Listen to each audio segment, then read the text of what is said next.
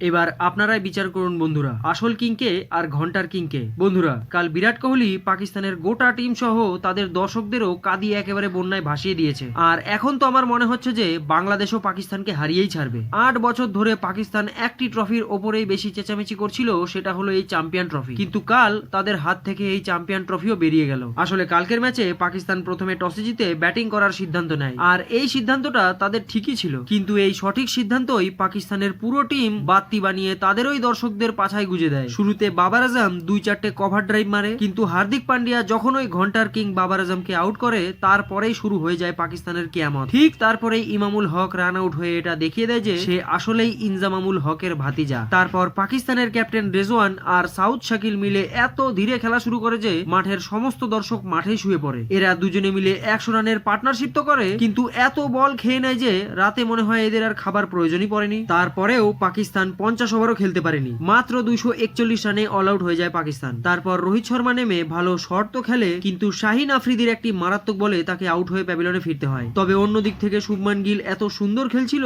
যেমনটি তিনি 2-3 ম্যাচ ধরে খেলছিলেন, কিন্তু তাকেও আবরাহার আহমদ আউট করে চোখ রাঙায়। ঠিক তারপরে মাঠে আসে আসল কিং বিরাট কোহলি। বিরাট কোহলি এত সুন্দর খেলে যে তার জবাব হয় না। তার সেঞ্চুরি আটকাবার জন্য কাল সবাই চেষ্টা করেছে পাকিস্তানের, কিন্তু কেউ পারেনি। এবার আপনারাই বলুন, কোহলিকে আজ পর্যন্ত কি কেউ আটকাতে পেরেছে? তাই বিরাট কোহলি শেষে একটি 4 মেরে নিজের সেঞ্চুরি পূরণ করার সাথে সাথে ভারতকেও সেমিফাইনালে পৌঁছে দেয়। তবে আজ নিউজিল্যান্ড যদি বাংলাদেশের সাথে ম্যাচ জিতে যায়, তাহলে বাংলাদেশ আর পাকিস্তান দুজনেই এবারের চ্যাম্পিয়ন ট্রফি থেকে টাটা গুড বাই।